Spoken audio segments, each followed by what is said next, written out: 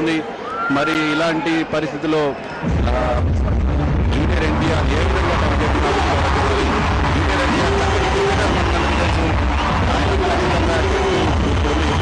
బయటపడాల్సిన అవసరం ఏమంటారు సైకిల్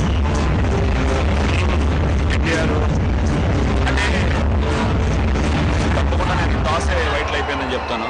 ఇదే పొజిషన్ వెంకీ వారియర్స్ కూడా ఉండేది బాలయ్య బాబు టాస్ గెలుచుంటే. But still innings and singles do so easy. కొంచెం జాగ్రత్తగా ఆడితే అట్లీస్ట్ చూసినా they can give a fight. But as it is very bad score 13 for 5. చాలా చాలా టెన్షన్గా ఉంది నాకే. మార్నింగ్ టాస్ ఓడిపోయిన తర్వాత బాలకృష్ణ మాటలు చూస్తే టాస్ గెలిచినా ఆయన బ్యాటింగ్ చేసేవాడు అనుకున్నారు. బట్ అదే ప్రాబ్లం ఏంటంటే ప్రభు వెరీ గుడ్ బ్యాట్స్మెన్. ఈ ఇంపార్టెంట్ బ్యాట్స్మెన్స్ ఫెయిల్ అయినప్పుడు ఐ థింక్ ఇలాంటి సిచ్యువేషన్ వస్తుంది. అట్లీస్ట్ ప్రభు వాళ్ళు కొంచెం నిదానంగా ఆడుంటే పోయేది వాళ్ళు, because they are better cricketers then the stars. So వాళ్ళైనా గైడ్ చేసి కొంచెం స్లోగా ఉంది, బాల్ స్లోగా వస్తుంది, we can't play shorts too early, కొంచెం నిదానంగా ఆడాలి అని చెప్పుంటే బాగుండేది. అండ్ మధ్యలో పరచూరు గోపాలకృష్ణ గారు ఊరుకోకుండా బాలయ్య బాబు కొట్టు అన్నారు, ఆయన కొట్టారు, ఇచ్చారు. అన్నయ్య మీరే కల్ప్రిట్. మొత్తం మీద బాలయ్య లైన్స్ మీద కొంత సాఫ్ట్ కార్నర్ ఉన్నట్టుగా ఉంది సాయి కుమార్ గారికి. ఆర్ఎన్ రాజేష్ తన బౌలింగ్ కంటిన్యూ చేస్తున్నారు. ఈసారి ఫుల్ టాస్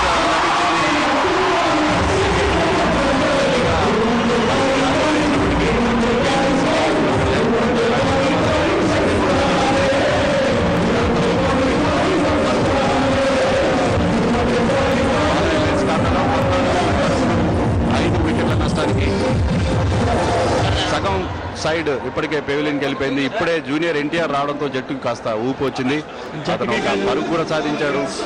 వెంకటేష్ జట్టుకే కాదు, ఇక్కడ ఉన్న వేలాది మంది ప్రేక్షకులందరూ కూడా మళ్ళీ నిద్రాంశంలో బయటకు వచ్చారు. ఎందుకంటే T20 చాలా ఫాస్ట్గా జరిగే క్రికెట్ కానీ చాలా స్లోగా జరగడంతో. శశాంక్ కొత్త బ్యాట్స్మెన్. ఈ బంతి బ్లాక్ స్టంప్ కావడంగా పడింది.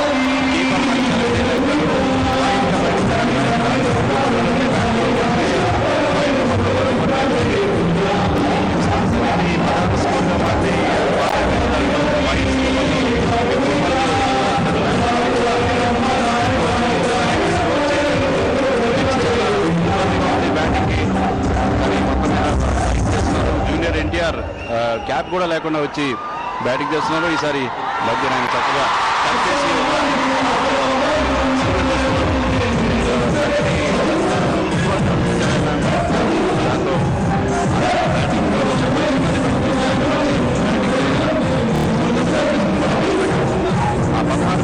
పరుగులు 7 ఓవర్లు పూర్తయ్యాయి. 7 ఓవర్లో 16 మాత్రమే వచ్చాయి. అంటే ఓవర్కి 2 పరుగులు కూడా రాలేదు.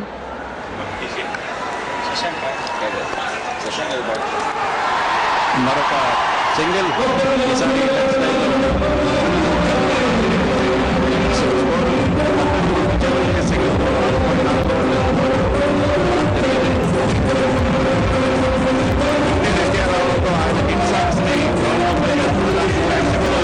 బ్రహ్మాండంగా చిందులేస్తున్నారు.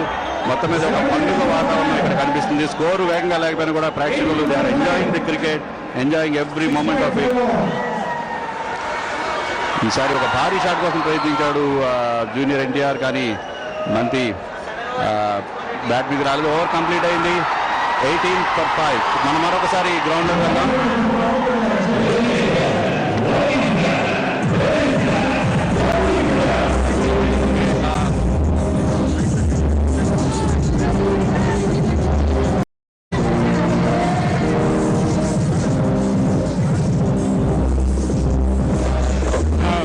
వెంకటేష్ మైదానం వదిలి బయటికి రావడంతో తరుణ్ నాయకత్వ బాధ్యత చేపడుతున్నారు. చాలా చక్కటి ఫీల్డ్ సెట్టింగ్ చేశారు తరుణ్.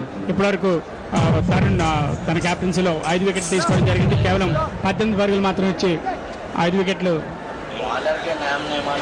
మళ్ళీ ఒకసారి ఈ రన్అట్ రీప్లే చూద్దాం మనం, ఏ రకంగా రన్అట్ అయ్యారు అనిల్ కుమార్ అని. చాలా వేగంగా 3వ అంపైర్కి అవసరం కూడా లేకుండా ఆ 3వ అంపైర్ అయిన విలక్షణ నటుడు క్యారెక్టర్ ప్రకాష్ రాజ్ ఇప్పటివరకు ఆయన పనిగా కూర్చున్నారు. 3వ అంపైర్ ప్రకాష్ రాజ్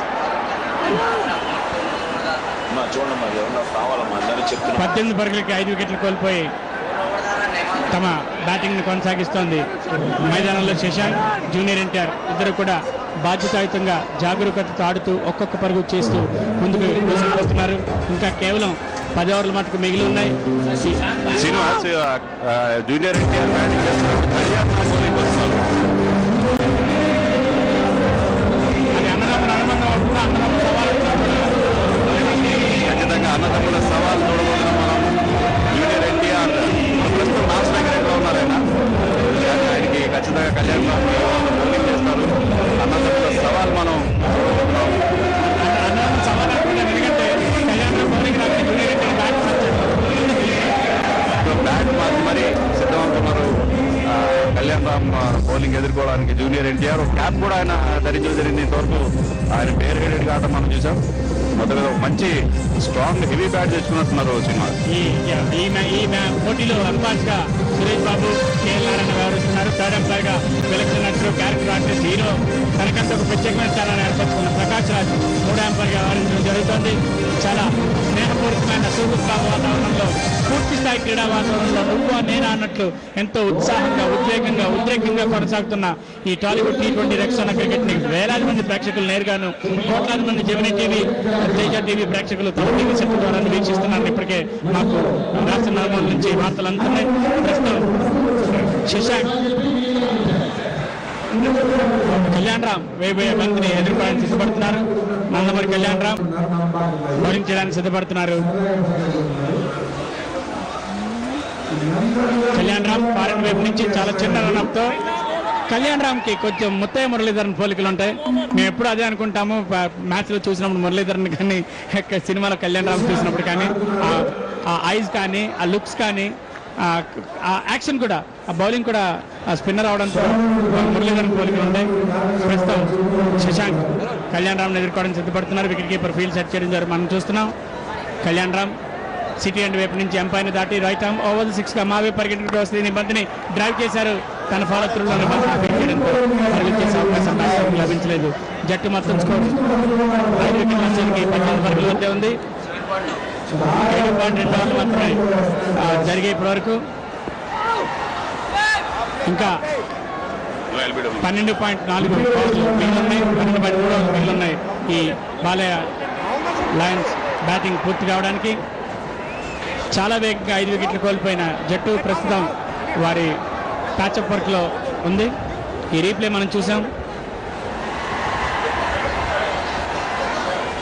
అత్యంతమైన అత్యాధునిక సాంకేతిక పరిజ్ఞానంతో ఇంటర్నేషనల్ స్థాయిలో 24 కెమెరాస్ ఉపయోగించి, థర్డ్ ఎంపైర్ ఫెసిలిటీస్ కూడా ఉపయోగించి మొట్టమొదటిసారిగా మూవీ ఆర్టిస్ట్ అసోసియేషన్ ఆధ్వర్యంలో T20 రెక్సోనా టాలీవుడ్ ట్రోఫీ ఇంత పెద్ద ఎత్తులో నిర్వహించడం నిజంగా ఇది ప్రపంచ సినీ చరిత్రలోనే ఒక రికార్డ్ అని చెప్పుకోవచ్చు. ఈ రికార్డుకి మూవీ ఆర్టిస్ట్ అసోసియేషన్ కి ఎంతైనా మనం కంగ్రాచులేట్ చేయొచ్చు. ఎందుకంటే ప్రపంచం నలుమూలల హాలీవుడ్, టాలీవుడ్, కాలీవుడ్, బాలీవుడ్ ఏది తీసుకున్నా సరే టాలీవుడ్ లో ఉన్నంత కలిసికట్టుతనం టాలీవుడ్ వారు నిర్వహించే సామాజిక సేవా కార్యక్రమాలు, సంక్షేమ కార్యక్రమాలు కూడా ఎవరు నిర్వహించడం మనం గతంలో కూడా చూడలేదు ప్రపంచం నలుమూలల. కాబట్టి తప్పకుండా మూవీ ఆర్టిస్ట్ అసోసియేషన్ కి హృదయపూర్వక ధన్యవాదాలు ప్రేక్షకులందరి తరఫున తెలియజేసిన తర్వాత బంతిని డ్రైవ్ చేశారు. కవర్స్ లో ఉన్న ఫీల్డర్ బంతిని ఫీల్డ్ చేయడంతో పరుగులు చేసే అవకాశం లభించలేదు. చాలా జాగరూకతతో శశాంక్ తన బ్యాటింగ్ ని కొనసాగిస్తున్నారు. ఇద్దరు బ్యాట్స్మెన్ కూడా బాధ్యతగా ఆడటం మనం చూస్తున్నాం. కళ్యాణ్ రామ్ వేసిన ఈ బంతిని ఆయన పంచ్ చేయడం జరిగింది. జరిగింది, ఒక పరుగు లభించింది. అయితే డైవ్ చేసి సకాలంలో బంతిని అడ్డుకోవడంతో బౌండరీ చేసే అవకాశం లభించలేదు బ్యాట్స్మెన్. మళ్ళీ రీప్లే చూడండి ఏ రకంగా ఆయన పంచ్ చేయడం జరిగిందో. స్క్వేర్ కట్ చేయడం జరిగింది. డైవ్ చేసి బంతిని ఫీల్డ్ చేయడంతో కేవలం ఒక పరుగుతోనే బ్యాట్స్మెన్ సంతృప్తి పడవలసి వచ్చింది. శివాజీ చాలా చక్కటి ఫీల్డ్ చేశారు ఈ బంతిని. మంచి ఫీల్డింగ్ శ్రీనివాస్, మొత్తం మీద చాలా బౌలింగ్ అండ్ ఫీల్డింగ్ ప్రదర్శిస్తున్నారు. ఖచ్చితంగా చెప్పాను వెంకటేష్, గత 4 వారాలుగా